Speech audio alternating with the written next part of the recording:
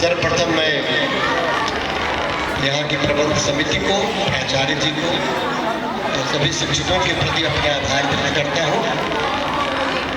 और मैं समझता हूँ कि मैं जिस तरह से सम्मान आप लोगों ने किया है वो निश्चित मैं अभिभूत हूँ, आभारी हूँ, आपके प्रति आभार व्यक्त करता हूँ।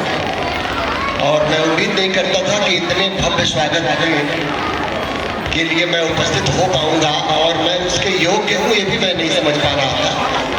मैं काशी हिंदू विश्वविद्यालय में प्रोफेसर हूँ, आपने बुलाया इसके लिए मैं आपके प्रति आभार व्यक्त करता हूँ। आप सभी बड़ों का आशीर्वाद मुझे मिल रहा है, ऐसी मुझे अनुभूति हो रही है। और सभी छोटों को मेरा प्यार। बच्चों के लिए पहले मुझसे कहा गया था कि बच्चों को संदेश देने की ज़रूरत है, आशीर्वाद देने की ज़रूरत है। तो बच्चों को सिर्फ ये मैं कहना चाहता हूँ कि अभी मेरी उम्र करीब 62 साल हो गई है, 62 का मैं हो चुका हूँ। काशी हिंदू विश्वविद्यालय में 65 साल में रिटायर होते हैं, तो इसलिए अभी मैं सेवा में हूँ। तो मुझे नहीं लगता है कि कुछ विशेष करने की ज़रूरत है, बच्चों को विशेष सोचने की ज़रूरत है। मैं भी आप ही बच्चों की ही तरह से, इसी तरह से छोटा था, हाई स्कूल पास किया, इंटर पास किया। मैं बच्चों से बताना चाहता हूँ कि न तो मैं ऊपर हूँ क्या, मुझे लग रहा है कि बहुत पीछे से मैं देख नहीं पा रहा हूँ बच्चों को। मैं आ जाऊँ।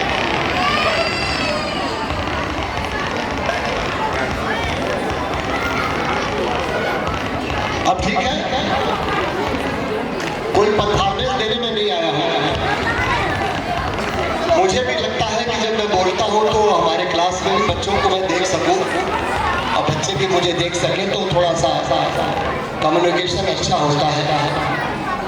मैं सिर्फ ये कहना चाहता हूँ बच्चों से कि बच्चे जीवन में कुछ मुश्किल नहीं है और हम लोग भी इसी तरह से आगे बढ़े हैं। 1 पास किया, 2 पास किया, हाई स्कूल पास किया। और मुझे हाई स्कूल में नहीं पता था, मैं टॉपर नहीं था, इंटर में भी टॉपर नहीं था, बीएससी में भी टॉपर नहीं था, एमएससी में भी टॉपर नहीं था। ईश्वर की कृपा थी। लेकिन बच्चों को आज मैं एक बात बताना चाहता हूँ कि बच्चों की नज़र में सबसे भोदू बेवकूफ छात्र था मैं, जो अपने माँ बाप का कहना ज़्यादा मानता था। मुझे बहुत सारे गलत काम, असामाजिक कार्यों से मैं बच पाया कि मुझे डर लगता था कि गांव के लोग मुझे देख लेंगे तो क्या कहेंगे। मैं जब एमएससी में था तो मुझे दोस्तों के साथ मांसाहार का सेवन करना पड़ा। मेरी माँ ने कहा कि मेरी इच्छा है कि तुम मांसाहार छोड़ दो। मैंने कहा छोड़ दो, क्योंकि मुझे माँ को खुश करना था। मैंने दुनिया में ये महसूस किया कि माँ बाप से अच्छे कोई हितैषी नहीं हो सकते। जोरदार तालियां बच्चों का एक बार। मैंने दुनिया में ये महसूस किया, मुझे क्लास जब छोड़ने के लिए मेरे दोस्त कहते थे कि इसको नहीं बताओ, नहीं तो ये टीचर से बता देगा, घर वालों को बता देगा। और मुझे दुख है कि जो बच्चे अपने को बहुत चालाक समझते थे, जो अपने माँ बाप का सम्मान नहीं करते थे, जो क्लास छोड़ते थे, जो उस समय अपने को बहुत सुपर हीरो समझते थे, और मुझे तकलीफ है कि आज वो बहुत तकलीफ में है। मुझे इस बात में कहने में संकोच हो रहा है कि मेरे दोस्त जो मानते थे कि दुनिया पूरे उनके कब्जे में है, क्लास छोड़ देना एक गौरव की बात है, किसी माँ बहन का सम्मान नहीं करना एक गौरव की बात है, किसी को गाली देना एक गौरव की बात है, आज वो तकलीफ में है। ज्यादातर लोग तकलीफ में हैं। तो बच्चों से मैं सिर्फ कहना चाहता हूँ कि माँ बाप जो कहें उसको ध्यान से सुनो और उनका आदर करो। लेकिन आज मुझे माँ बाप से भी कुछ कहना है। मेरे गांव में एक घटना घटी। बच्चों को कहते हैं कि child is the father of man, क्योंकि बच्चे बच्चा बहुत निश्चित होता है। दो भाई आपस में लड़ रहे थे। पिता ने मारा अपने बच्चे को, किसी छोटी गेंद के लिए झगड़ा कर रहे थे। पिता ने कहा कि तुम लोग आपस में क्यों लड़ते हो? बेटे ने पलट के जवाब दिया कि आप भी तो चाचा से लड़ते हैं। इस बात का उत्तर उसके पिता के पास नहीं था, सिवाय इसके कि उसको फिर दोबारा तमाचा लगाना कि तुम बड़ों से जवाब देते हो। एक बात ध्यान रखिए गार्जियन, अभिभावक लोग, आप राम की पूजा करते हैं, जो गद्दी के लिए राम और भरत आपस में झगड़ा करते हैं कि नहीं भरत बैठेगा, भरत कहते हैं कि नहीं मैं खड़ा हूं, रखूंगा, मैं नहीं बैठूंगा, राम ही को बैठना है। आप कृष्ण जन्माष्टमी मनाते हैं, जो कृष्ण ने कौरव और पांडवों की समझौता कराने के लिए कहा कि 5 गांव तो दे दो, दुर्योधन ने कहा कि सुई के बराबर भी नहीं दूंगा, और पूरे 100 भाइयों का नाश हुआ। काश वो दिन आप दिखा सके। आपका भाई एक छोटे टुकड़े के लिए मुकदमा आपके ऊपर किया है, या कह रहा है कि हमको यही टुकड़ा चाहिए। यदि आपने कह दिया कि तुमको जो लेना हो ले लो, आपके दोनों बच्चे कभी नहीं लड़ेंगे।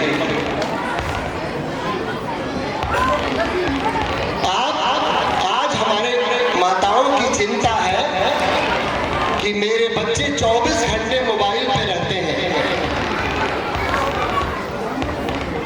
मैं उन माताओं से पूछना चाहता हूं, क्या मोबाइल आप फेंक सकती हैं?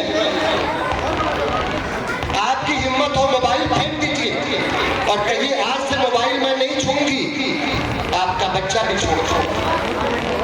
अभी 3-4 दिन पहले मैं दिल्ली से ट्रेन से आ रहा था, मुझे इतना कष्ट हुआ कि एक माँ अपने 4-5 साल के बच्चे के साथ कई घंटे तक रील देख रही थी और खुश हो रही। मैं सोच रहा था कल ये लड़का जिद करेगा कि हमको अखबारों में पढ़ने को मिलता है कि मोबाइल के लिए माँ की हत्या हो गई, मोबाइल के लिए पिता को लड़के ने मारा कि हमको मोबाइल चाहिए। ये संस्कार कहाँ से आया बच्चे? ये संस्कार हमने दिया है, आपने दिया है अपने बच्चे को। हम केवल एक काम सीख लें, अपने संबंधों की इज्जत करना। आपके गांव में, आपके परिवार में जो आपका एक पीढ़ी पहले ही पटी, जो आज पटीदार है, वो एक पीढ़ी पहले आपका सगा था, उसके बच्चों को आप गाली दें, अपने छोटे भाई की पत्नी का सम्मान न करें, अपनी भाभी का सम्मान न करें। आप उम्मीद करते हैं अपने बच्चों से उम्मीद करते हैं कि वो समाज में लड़कियों का सम्मान करेगा। आपने अपने परिवार में अपने बहू और अपने छोटे भाई की पत्नी, अपने बड़े भाई की पत्नी का क्या सम्मान करना सीखा है, दिखाया है उस बच्चे को?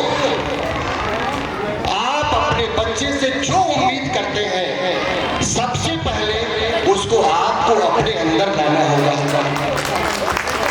अपने गांव की किसी लड़की को आप यदि खुद अपनी बेटी नहीं मानते हैं, आप अपने बेटे से उम्मीद करते हैं कि वो बहन मानेगा।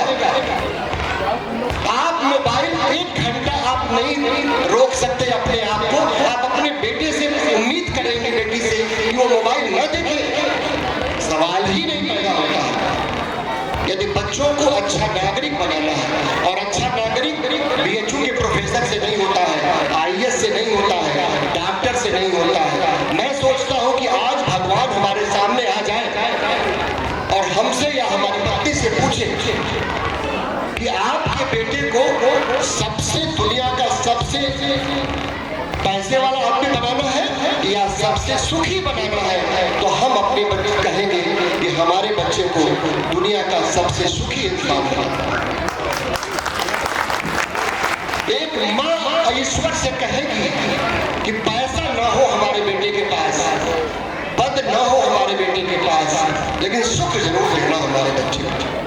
क्योंकि सुख पद से नहीं आता, सुख पैसे से नहीं होता। बहुत सारे अमीर लोग आत्महत्या कर रहे हैं, बहुत सारे IAS आपको मिलेंगे। आप इंटरनेट पर खोज लीजिए कि आत्महत्या करने वाले कितने अधिकारी हैं, आपको बहुत सारे मिल जाएंगे। जिन्होंने बहुत बड़ी परीक्षा पास की है, जो अपने जमाने के टॉपर रहे हैं, उन लोगों ने आत्महत्या की। क्यों? क्योंकि संस्कार उनके माँ बाप ने उनको नहीं दिया था। पारिवारिक झगड़ों को, दबाव को बर्दाश्त नहीं कर पाए। हमारे बच्चों को दबाव सिखाना होगा। अरे क्या हुआ हम नहीं टॉप किए, क्या हुआ हम नहीं फर्स्ट हुए, क्या हुआ हमारी डिग्री नहीं मिली, क्या हुआ हमें ये नौकरी नहीं मिली, दूसरी मिलेगी, दूसरी नहीं तीसरी मिलेगी। कोई दिक्कत नहीं, कोई दिक्कत नहीं। हम तो खुश हैं कि हम अपने गांव में हैं। हमारे गांव में सब लोग मेरे चाचा हैं, मेरे ताऊ हैं, मेरे भाई हैं, मेरी बहनें हैं। आप परिवारों को संस्कार हम तोड़ते जा रहे हैं। इस पाश्चात्य संस्कृति ने तोड़ती जा रही है। आज रील किस तरह से भद्दी लड़कियां बिना कपड़े के डांस कर रही हैं और हम अपने बच्चों के साथ देखकर खुश हो रहे हैं, और हम उम्मीद करते हैं अपने बच्चों से भी वो संस्कार का पालन करेंगे। आप अपने बच्चों में जो देखना चाहते हैं, सबसे पहले आप अपने अंदर उसको ले आइए। कृष्ण ने कहा कि अरे भाई भाई को बांट। हम कृष्ण की पूजा डांस कर रहे हैं, हम जन्माष्टमी मना रहे हैं और अपने भाई से मुकदमा लड़ रहे हैं। किस बात का? ये पता है कि जमीन ऊपर नहीं लेके जाएंगे, ये पता है, ये पता है कि ये धन यहीं रह जाएगा। एक दिन कहा कि देखो जरा, कह के देखो कि मेरे भाई आओ, जो हमारी खेत है, जो सबसे अच्छा खेत है, तुम ले लो। फिर देखो कैसे रोता है तुम्हारे, कैसे तुम्हारे बच्चे को प्यार करता है। रो के देखो अपनी पड़ोसी के बच्चे को। जिस दिन आप अपना बच्चा मानने लगेंगे, आपका बेटा महिलाओं का सम्मान करना सीख जाएगा। मैं सोच रहा था कि क्या मैं बताऊंगा, लेकिन मुझे लगा कि बच्चों को नहीं सिखाना है, हम अपने गार्जियन को बताना है। कृपया ये मोबाइल जो है, इसका प्रयोग कम से कम करिए और बच्चों से नहीं कहना है, बच्चों से नहीं कहना है कि तुम मोबाइल मत देखो। हमें नहीं देखना है मोबाइल, हमें नहीं देखना है मोबाइल।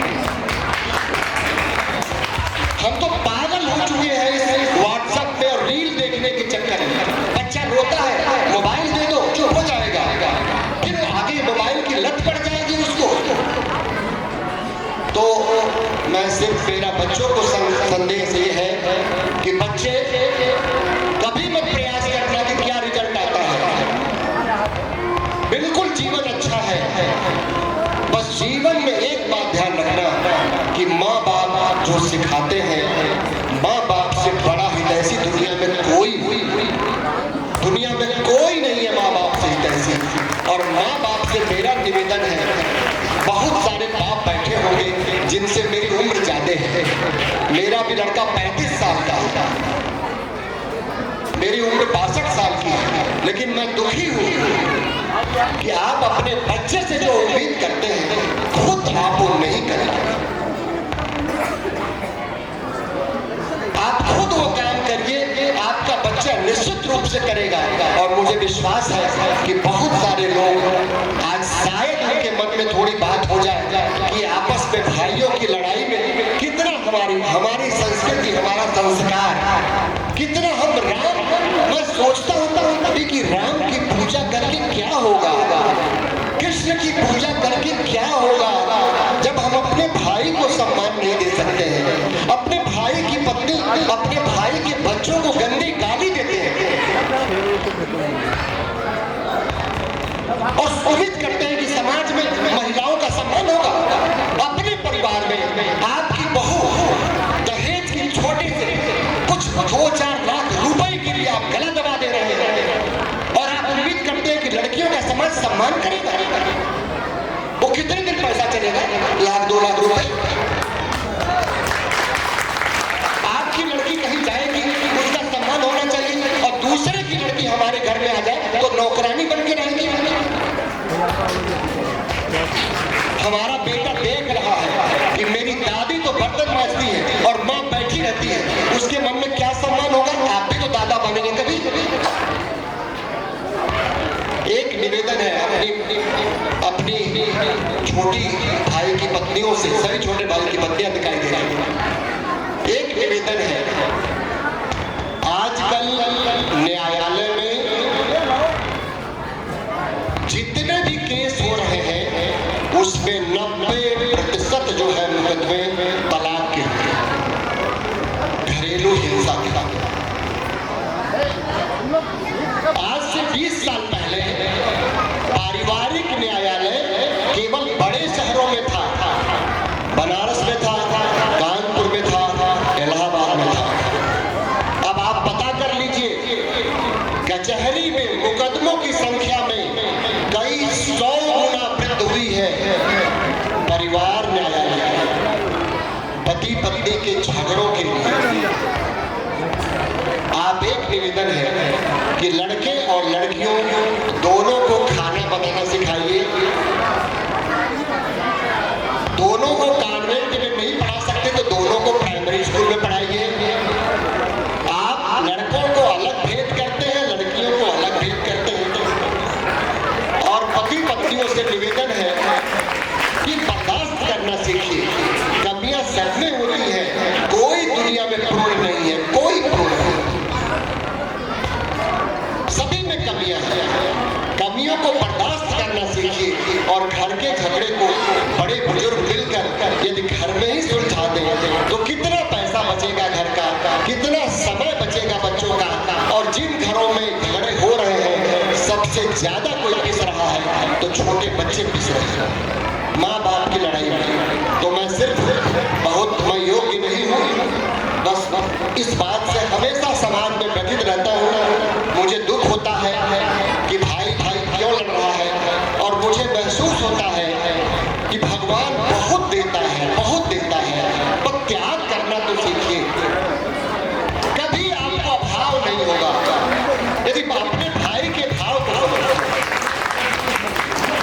मैं गारंटी, मेरा 62 साल की उम्र, मैंने देखा है, मैंने महसूस किया है कि जिस दिन परिवार में बंटवारा होता है, आप अपने भाइयों से कह दीजिए कि जिसको तुमको जो लेना हो ले, जो बच जाएगा वो मेरा। मैं गारंटी बता रहा हूँ, आपको ईश्वर बहुत